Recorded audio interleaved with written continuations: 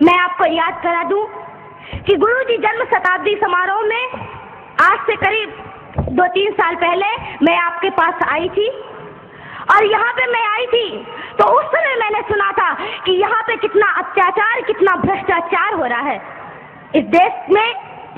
हमने जिसको रहने की शरण दी, हमारा भारत इतना महान कि कहता है सभी को कि आओ हमारे पास रुको, सभी को आसरा दिया, सभी को शरण दी, पर यहाँ के लोग ही जिनको हम शरण देते हैं वही हमारे साथ गद्दारी करते हैं। क्यों? क्योंकि हिंदू सीधा साधा और सरल है। हमारे देश में इतना अत्याचार और इतना भ्रष्टाचार फैला हुआ है, किसके कारण? केवल हम लोगों की शांति के कारण। अभी आपने सुना होगा बहुत से लोगों से कि कहते हैं कि आजकल कहते ना लोग कि शांति का जमाना नहीं रहा कि माला लेकर बैठ जाओ बस शांति हो गई। आपने गाना सुना होगा, मुझे माफ करिएगा जो इस गाने के अनुयायी होंगे, एक गाना बजता है कि दे दी हमें आजादी बिना खड़ग बिना ढाल, साबरमती के संत तूने कर दिया कमाल। तो ये गाना मुझे बिल्कुल पसंद नहीं है, क्योंकि इसमें आया कि दे दी हमें आजादी बिना खड़ग बिना ढाल। अरे कैसे खड़ग बिना ढाल के बिना आजादी मिल गई? कितने कितने वीरों ने इस देश के लिए सुर कटाए हैं तब हमको आजादी मिली है, बिना लड़े आजादी नहीं मिली है। अरे बिना लड़े आजादी मिल जाती तो राम कह देते ना कि एक चरखा ले लो और सूत काटो और रावण को पसंद आ जाएगा सूत तो रावण सीता को लौटा देगा वापस। क्यों नहीं राम ने चरखा पकड़ा दिया सबको? तो केवल चरखा पकड़ने से और सूत काटने से आजादी नहीं मिलती और शांति का भाषण देने से आजादी नहीं मिलती। राम ने अपने पट्टंचा पर अपनी धनुष पर तीर चढ़ाया और रावण के संग वध किया, तब माता सीता वापस आई। हिंदुओं, आप राम बनो और अपने धनुष को तैयार कर लो और तभी इस देश से आतंक नष्ट विनष्ट होगा। आप सभी लोग तैयार हो जाइए। और मैं आपको एक बात कह दूं कि आज आप सभी लोगों को तैयार होना है। जब इस देश में 26 जनवरी को स्वतंत्रता का संग्राम मनाया जा रहा था, आजादी का संग्राम मनाया जा रहा था, चारों ओर खुशियां ही खुशियां थी, तब कश्मीर की केसर की क्यारियों में बारूदी सुरंगें फोड़ी जा रही थी। भाड़े से आए हुए कितने आतंकवादियों ने पता नहीं कितने निरपराध आदमियों को, कितने मासूमों की हत्या कर दी। तो वहां पर किसी नेता ने आंसू नहीं बहाए, पर बाबरी का ढांचा गिर जाने पर रोने वाले नेता छाती पीट पीट कर रोते थे। ऐसे छाती पीट रहे थे जैसे रावण के मरने पे मंदोदरी ने भी अपनी छाती नहीं पीटी होगी। इन देश के नेताओं को देखो, ये कुत्ते हैं और ये टुकड़ों के बल पर पल रहे हैं। और मैं आपको सावधान कर दूं कि इस देश की नेता से और इस देश के कानून से सावधान रहना, क्योंकि ना तो ये हमारी रक्षा करेगा बल्कि आपको नींद की गोली दे करके और सुलाएगा कि जितना आप सोओगे उतना इसको कुर्सी में बैठने के लिए मिलेगा।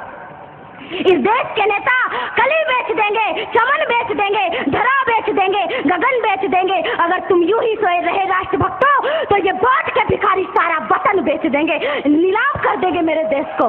इसलिए इस देश को नीलाम नहीं करना है, आप सभी लोगों को तैयार होना है, मुट्ठी बांध करके कहना है कि भारत देश हमारा है, हमारा था और हमारा ही रहेगा। और इस भारत देश पर किसी ने आंख उठा के देखी तो उसकी आंखें नोच ली जाएंगी, उसकी आंखों को नोच करके गिद्धों के सामने फेंक दी जाएगी। इसलिए आप सभी लोगों को तैयार होना होगा।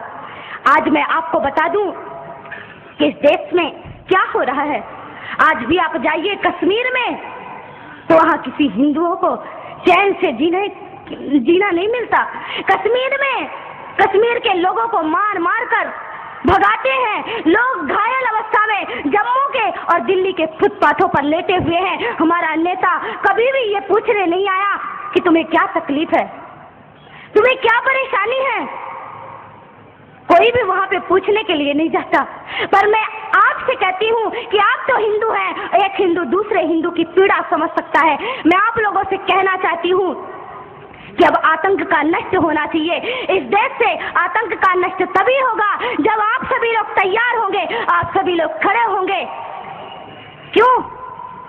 हमारे देश में राम सेतु पर ऐसा राम सेतु और भगवान श्री राम द्वारा बनाया गया वह सेतु, उसको तोड़ने की बात कह दो कि जिस हाथों से राम सेतु टूटेगा उन हाथों को हम काट कर फेंक देंगे। और जो हमारे देश में हमारे राम का नहीं, वो हमारे किसी काम का नहीं नहीं, जो राम से नहीं मिल सकता वो हमसे भी नहीं मिल सकता, और उसको लात मारकर इस देश से बाहर निकाल देना है। और मैं आप लोगों से कहना चाहती हूँ कि सभी लोग तैयार हो जाइए, बस भगवान श्री राम हमारी प्रतीक्षा कर रहे हैं। भारत माता अपनी बाहों को फैलाए हुए है और कह रही है कि मेरे बेटो, मैं तुमको गले से लगाने के लिए तैयार हूँ, पर एक शर्त पर, जब तुम इस देश को, इस भारत भारती को पुनः विश्व गुरु के पद पर प्रतिष्ठित करोगे, तब भारत माता आपको चैन की नींद सुलाएगी। कृष्ण ने गीता में महाभारत के युद्ध के समय पे शंख बजाया। केवल कृष्ण को बांसुरी नहीं बजानी आती, कृष्ण शंख भी बजाता है। और कृष्ण ने शंख बजाया और शंख बजा करके कहा कि इस देश में पहले शंख बजा करके सबको जागृत करो, और जब सब जागृत हो जाए तो फिर चैन की बांसुरी बजाना, फिर चैन से बैठ जाना। पहले राम का धनुष बाण उठा करके इस देश से रावण को खत्म कर दो, फिर कृष्ण की बांसुरी बजाने के लिए बैठ जाना। भारत माता तो स्वयं तैयार बैठी है और हमें डराया जाता है।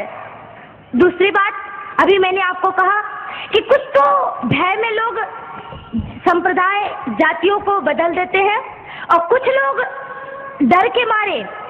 तो आप बता दो, आप कौन हो? अरे शेर कौन होता है? जंगल का राजा होता है ना।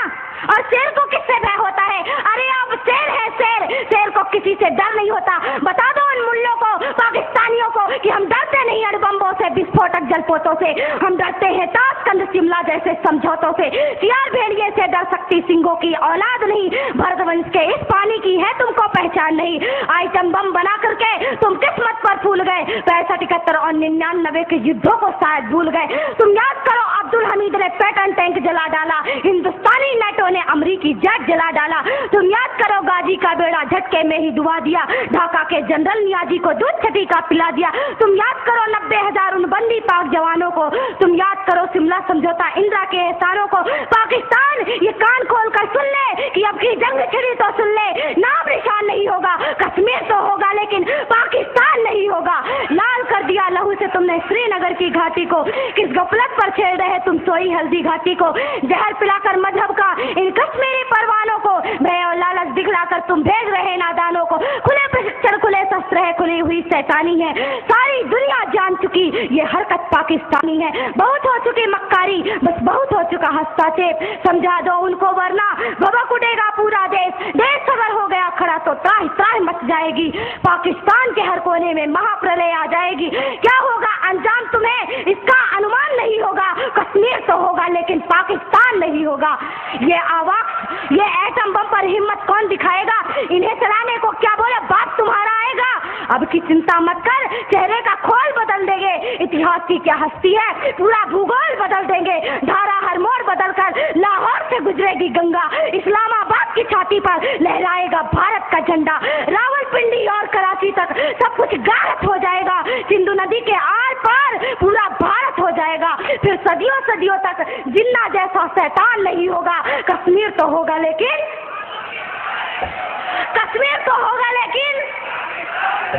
अगर आप ऐसा ही बोलते हैं तो एक दिन मैं सच कहती हूँ कि पाकिस्तान का नामो निशान नहीं रहेगा। इसलिए मेरे देश के बंधुओं, मेरे देश के भाइयों, खड़े हो जाइए, अब खड़े होने का वक्त है।